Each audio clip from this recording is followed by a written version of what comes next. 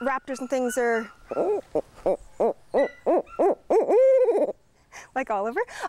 Raptors are continually being harmed, hit by vehicles, those types of things. And when injured wildlife is found, the North Island Wildlife Recovery Association in Arrington rehabilitates them and, when possible, releases them back into the wild.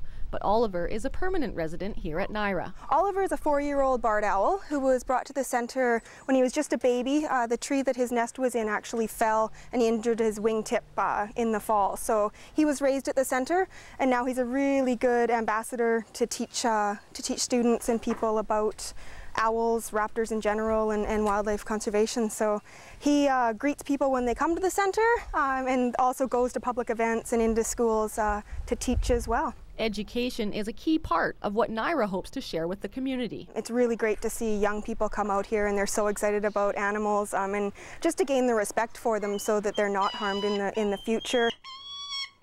People come from all over the world, especially over the summertime, and they get to see what's so unique about Vancouver Island.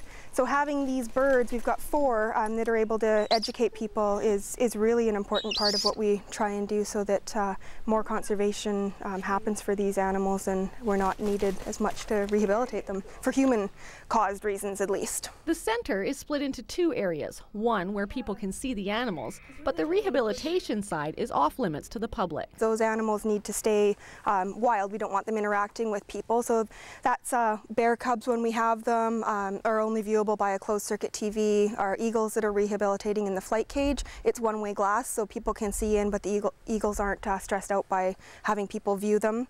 And then our intensive care area as well is off limits to the public, just to keep the animals at a very low stress environment.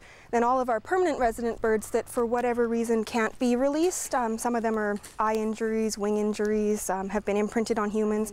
They're viewable for the public so that they get an up-close look at some of the species that they might not see.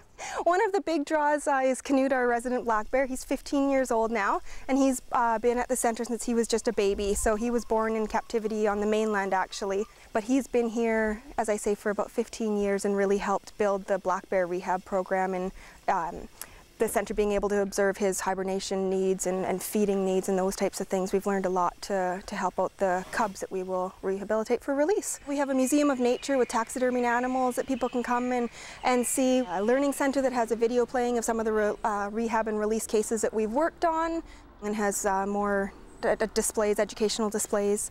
All of our permanent resident animals, and then a really nice pond area as well that's basically wild. So depending on what species of ducks or birds are back there, you never quite know what you're going to see.